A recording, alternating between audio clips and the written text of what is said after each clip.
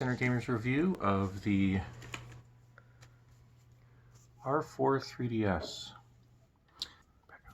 Thank you to Love Game Card for sending this to us to review. The link will be in the description. So you may be wondering, why is there an R4 card on this channel?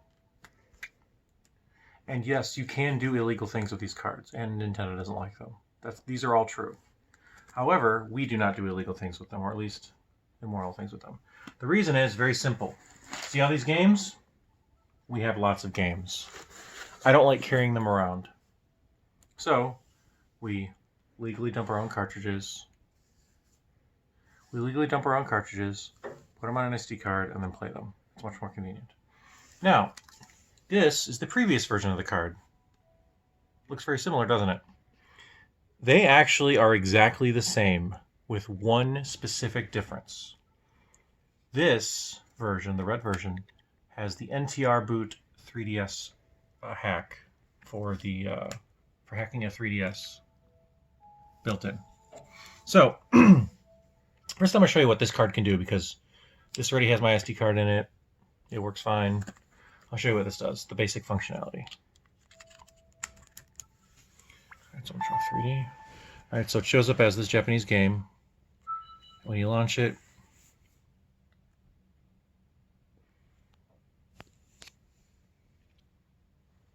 it boots into DS mode, and instead of a normal game, it gives you a menu. And since I have my games already on here, as you can see, I own all these cartridges, and I have ripped them, and they are installed on here, and if I choose any one of them, they will launch. So let's see, what's a good one to play? Kirby Canvas Curse, classic. So if I launch Kirby Canvas Curse, if I could find the stylus on this thing, here it is, it launches. And it works perfectly. You can see my incredible endgame save. There it is. So there you go. That's it.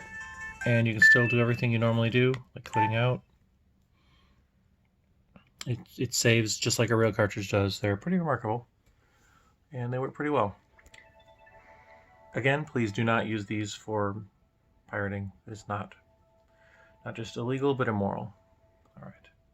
So, take this out.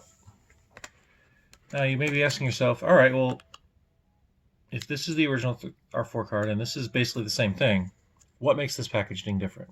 Well, I'll show you. So first, let's start by just opening it up. Red font, green font, no obvious differences. And then a flashcard reader, which is pretty much the same as the other package. And this little piece of metal. First time I opened this, I thought there was a packing error. I thought somebody had cut off a piece of metal and threw it in the package. But no, this piece of metal is actually really important to the NTR boot functionality. Because watch this. I just put the 3DS to sleep without closing it. That's critical to the hack that you can use this card for, that you can use this card for, that you can't otherwise. So let me show you a little trick. It's like a disappearing trick, if you will. This cartridge is actually meant to be opened.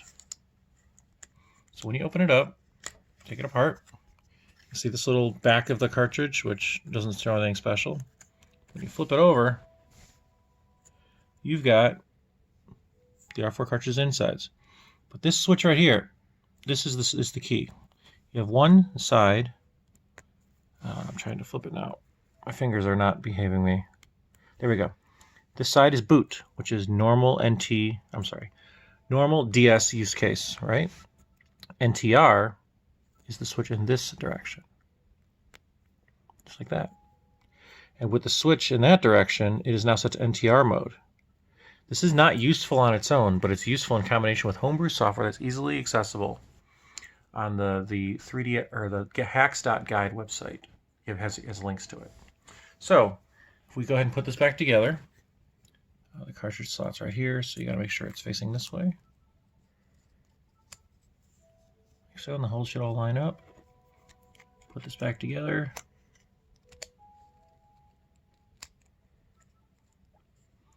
Of course, I'm going to have a hard time putting it back together on camera.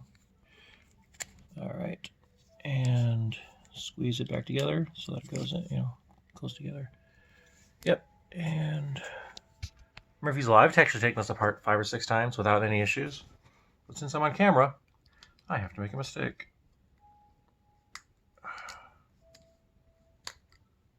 I broke the corner. That's awesome. Okay, let's just not worry about that part. Put this back together. I'll put the one broken tab, new broken tab.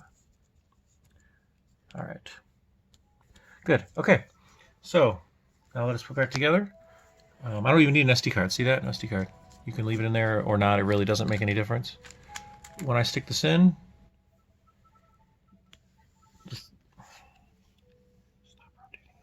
the 3DS doesn't see anything, right? So what we're going to do now is we're going to prepare this 3DS, which is a stock, non-hacked 3DS. Prepare this for this. So first we're going to put this magnet in that one spot, right? The spot where it turned off. Then we're going to press and hold, start, select, start, power, and X. Hold it down for about 5 seconds.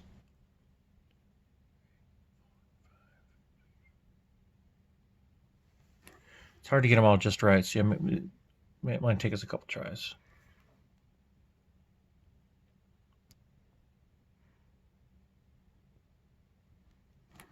Okay, let's make it 3 tries. 1, 2, 3, go.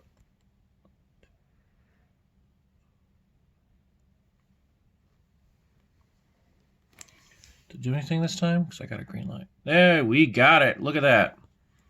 We have the software we need to hack this 3DS. Now, this software was all downloaded right from hacks.guide. And here you can see this is the homebrew software called Safe B9S Installer. That allows you to hack this 3DS.